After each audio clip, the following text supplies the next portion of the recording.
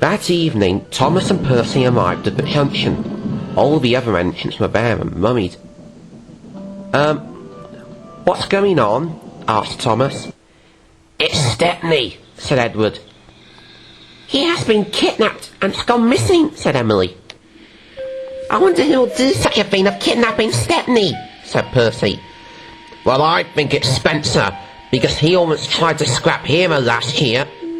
"Spencer may be a show-off, but he can't be a kidnapper," laughed Thomas. "Well, maybe he's trying to get us back for what we did to him last year.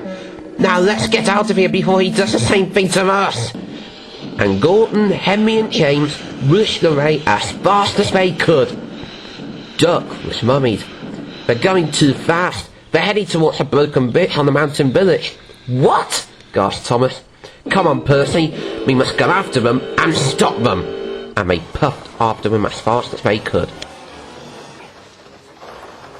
Thomas and Percy could see the big engines ahead on the tracks. Their pistons pounded and pumped, their fire blocks flared, and their boilers bubbled as they puffed as fast as they could. "Stop, you three! Stop!" called Thomas. But Gordon, James and Henry didn't stop. They didn't want Spencer to catch them. They puffed on, faster and faster. Thomas and Percy puffed their hardest.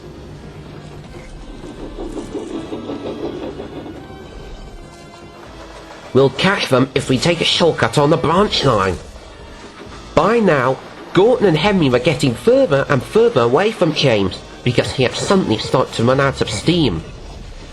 Thomas arrived at the junction before James because of the shortcut, just as he ran out of steam.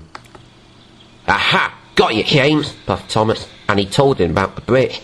"What?" gasped James. "Gordon and Henry are heading towards them. We'll never catch them now." Thomas was stern. "We can't give up now. Come on, we got to go after them." Gordon and Henry were puffing along the mountain track.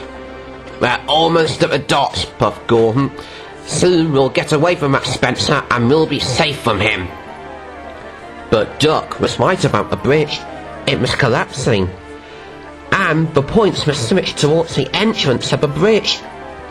Too late, Gordon was diverted onto the bridge, and he came to a stop.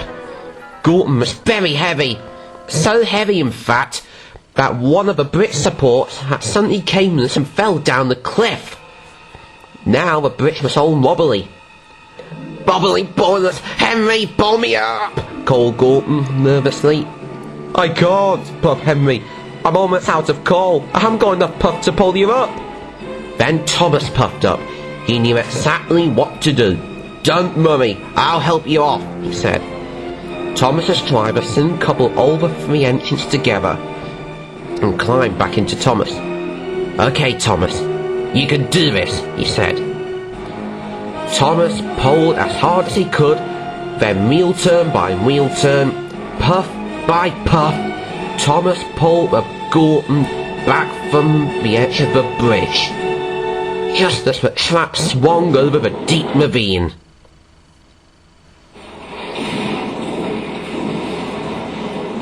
Gordon was pleased to be off the bridge. "Phew! Thank you, Thomas. Thank you." "You're welcome.